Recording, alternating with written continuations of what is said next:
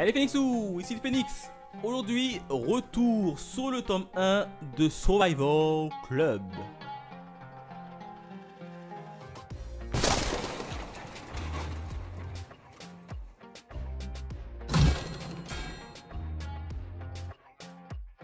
Alors, de quoi nous compte cette petite série? Eh ben, tout simplement, on va suivre un élève qui un jour qui est dans une classe qui subit pas mal de brimades. Alors, je crois que c'est des lycéens. Oui, c'est ça, ce sont des lycéens en première année.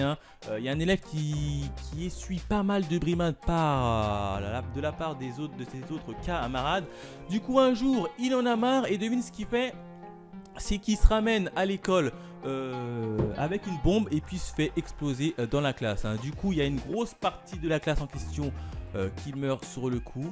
Et il y a une autre partie qui a réussi à survivre. Alors de mémoire, dans la classe, il n'y a eu que 6 ou 7 survivants. Et puis, 3 ans après, on apprend comme quoi la personne qui a fourni la bombe à l'élève en question pour qu'il se fasse sauter, eh ben, a priori se trouverait parmi les survivants. Donc voilà à peu près le speech de départ, mais évidemment je m'arrête là pour éviter de vous spoil. Donc rien que pour ça, c'est un magnifique titre. Je vous le dis tout de suite, moi j'ai beaucoup aimé ce titre. Déjà il va traiter même des sujets assez sensibles, notamment le premier, la brimade. Je crois qu'on dit la brimade, une brimade, ouais, je dois dire la brimade. La brimade à l'école que subit les enfants, et ben ce titre-là en parle, en traite. Bon après, certes, c'est assez extrême, puisque le gars quand même se ramène quand même avec une bombe et se fait exploser en plein classe. Donc non, franchement c'est un titre assez bon, d'autant plus que par la suite on apprend comme quoi parmi les survivants il y a un traître, enfin il y a une personne qui lui a fourni la bombe, et puis là t'as derrière les politiques qui interviennent, qui essayent d'interroger, de trouver qui l'aide et qui l'a aidé, qui lui a fourni la bombe, etc. Et puis au fur et à mesure de l'avancée de l'histoire, eh ben on va apprendre un peu plus comme quoi que c'est pas forcément une personne, mais plutôt une organisation, etc., etc. Bref, je ne vous en dis pas plus pour éviter de vous spoil.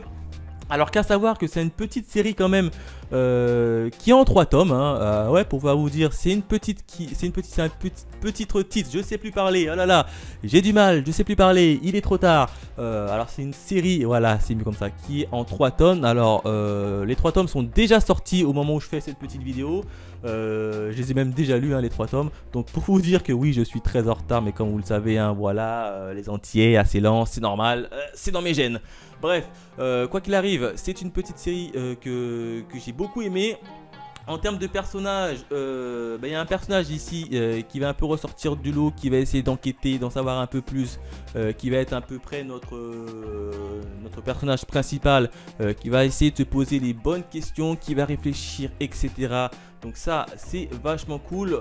Pour vous parler de la fin rapidement, mais sans vous spoil, à la fin, il y a une fin, en tout cas, il y a une fin qui nous est plutôt bien racontée, mais là, j'en parlerai un peu plus tard dans mes lectures manga dans une autre vidéo.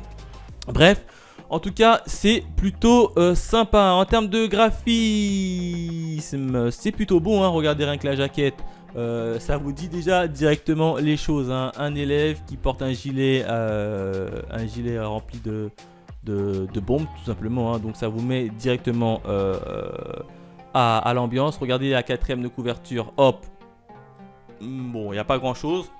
En termes de graphisme, c'est plutôt bon. On va dire que je mets seulement la première page pour éviter de vous spoil. C'est un graphisme classique, basique, réaliste, donc qui colle plutôt bien à la série. Ça s'enchaîne bien, les cases s'enchaînent bien. Les personnages sont tous différents, mais en même temps il n'y en a pas beaucoup. Il y en a environ que 1, 2, 3, 4, 5, 6, 7. Il y en a 7. On va dire 7. 7. Allez, on va dire qu'il y a une petite dizaine de personnages principaux, donc ça va, c'est pas énorme, donc tu vas pas t'y perdre. Par contre, pour moi qui l'ai lu de manière disséminée quand les tomes sortaient, je vous conseille quand même de le lire de façon continue. Vous prenez les 3 tomes et puis vous les lisez d'une traite. Ce sera beaucoup mieux, beaucoup meilleur, vous comprendrez un peu mieux l'histoire, hein, parce que moi de temps en temps j'ai dû faire malheureusement marche arrière pour regarder, parce que j'avais oublié le tome précédent, donc j'ai dû faire marche arrière sur le tome précédent avant de me lancer dans le nouveau tome qui était sorti. Mais dans la globalité c'est plutôt bon, il y a une fin, il y a du... Par contre oui, chose assez importante, c'est pour quand même un public averti, hein, parce qu'il y a pas mal de scènes assez crues hein, dedans, donc s'il vous plaît ne mettez pas ça dans la main de n'importe qui, c'est pour un public averti. De toute façon c'est mentionné ici sur le manga, mais quoi qu'il arrive c'est une belle surprise pour moi, j'ai plutôt bien aimé, franchement je vous le recommande.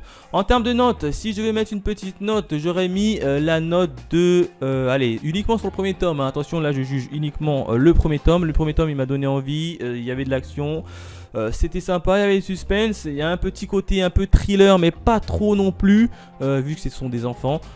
Allez, je lui mettrai une petite note de 4 sur 5 en termes d'étoiles pour ce titre là, donc je vous le conseille, franchement.